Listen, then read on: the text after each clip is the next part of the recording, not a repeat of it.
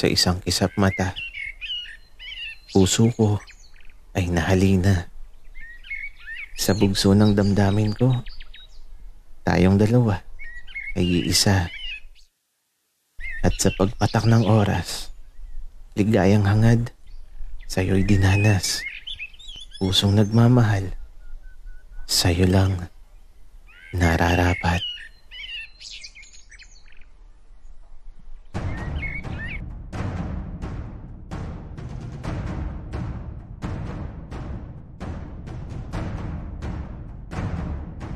Kaibigan, huwag mong kalimutan mag-subscribe sa aming channel at huwag din kalimutan i-click ang notification bell at subscribe button. Subscribe na!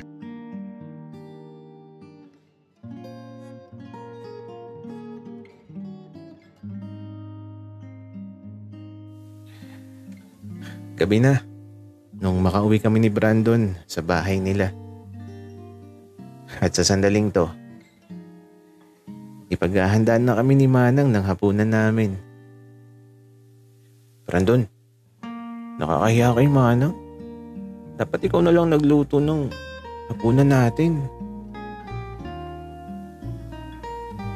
Nako iho, okay lang yun. Huwag kang mag-alala. Ang gawin nyo na lang ay maupo lang dyan at magpahinga. Manang, nakakahiya eh. Kaya naman namin yan. Iho, Apollo, ano ka ba? Kapag andito kayo ni Sir, ay wala kayong dapat gawin kundi ang mag-relax. At saka bakit ngayon lang nakabalik si Sir? Simula nang umuwi siya. Ngayon lang siya nagbalik dito. Napasarap po kasi sa bahay si Brandon. Kaya ngayon lang naisipan na umuwi. Napasarap ba iho? Baka naman kung anong ipinapakain mo kay Sir kaya ayaw nang umuwi dito. Manang, grabe kayo. Napasarap lang sa pagstay sa bahay. Tsaka itlog lang naman ang madalas na kinakain niya. Itlog nino. Wika ni Manang. Manang, di ba sabi mo nung wala ako dito, laging nadaan dito sa Apollo? Wika ni Brandon. Nako, Sir. Oo. Madalas na nadaan si Apollo dito. At laging nagtatanong kung kailan ka uuwi. At ngayon nakauwi ka na. Ayan. Halatang masayang masaya na siya. Lagi nang nakangiti eh. Manang, mahal ko tong si Apollo. Napangiti na lang ako dahil sa sinabi ni Brandon. At si Manang naman, ayun, ngumiti lang din. Sir Brandon, alam mo, bagay kayo. At masaya ako kasi muli kayong pinagtagpo ng tadhana. At sana wala nang makapaghiwalay pa ulit sa inyo. Manang, wala na talaga. At hindi ako papayag na mangyari ulit ang bagay na yun. Hindi ako papayag na magkahiwalay ulit kami ni Apollo. Sir Brandon, tama yan. Huwag kang papayag na magkahiwalay ulit kayo. O siya, kain na. Luto ng hapunan. Salamat po, Manang. Sumabay na po kayo sa amin. Wika ko habang ito, inaasikaso kami ni Manang dito sa hapagkainan. Mga bata, kumain na kasi ako kanina. O siya, kumain na kayo ng madami. At magpakabusog kayo. Manang, salamat. Magpahinga na po kayo. Kami na ang bahala dito. Wika ni Brandon.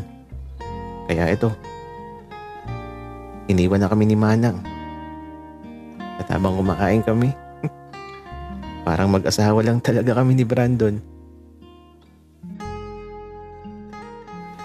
Apollo, may pasalubong pala ako sa'yo. Ngayon ko lang naalala. Brandon, sapat na yung pagbabalik mo. Napasaya mo na ako. Apollo, paano kung hindi na ako bumalik? Anong gagawin mo? Isang bagay lang ang gagawin ko, Brandon. Maghihintay pa din ako sa pangako mo. Kasi alam kong babalik ka.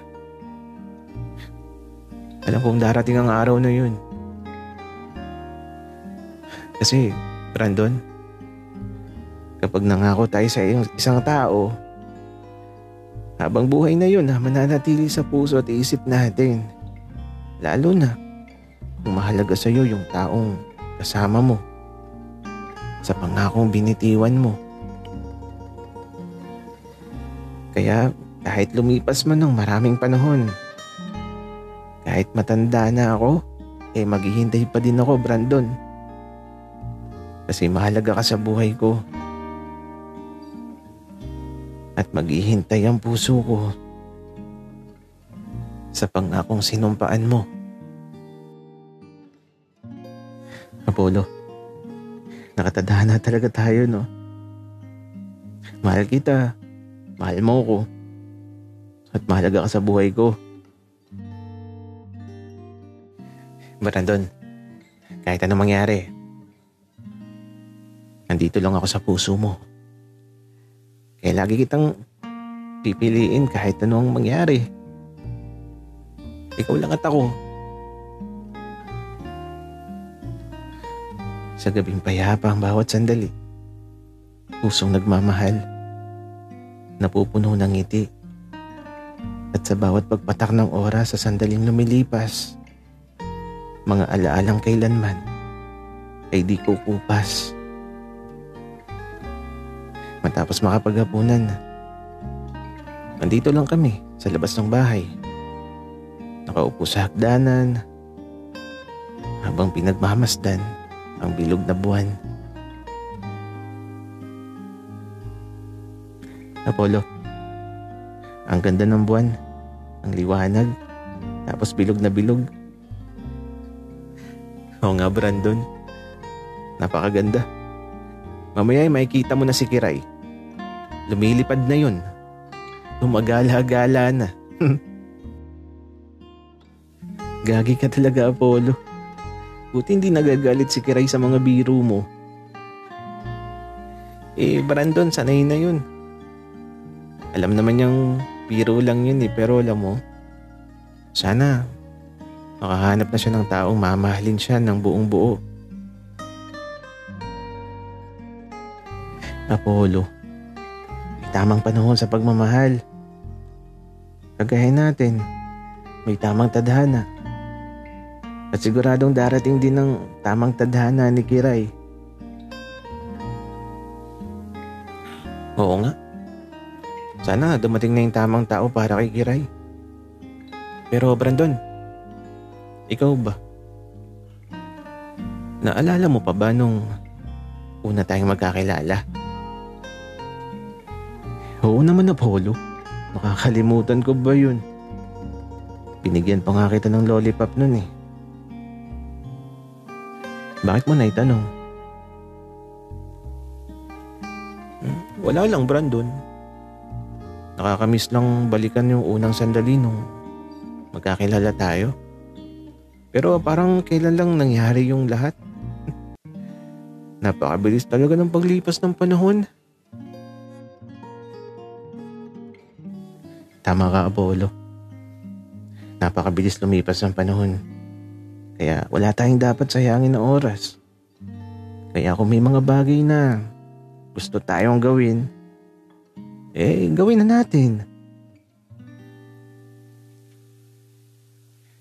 Kagaya ng Brandon.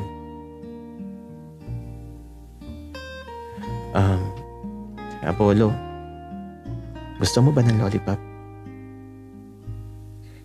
Brandon, hindi na tayo bata. Apollo, yung pangmatanda na lollipop ang sinasabi ko. Gusto mo? Brandon, seryoso ba? Oo, Apollo. Ano? Tara na. Subukan na natin. Sige Brandon. Tara na sa silid mo. Para matikman ko na yung lollipop mo.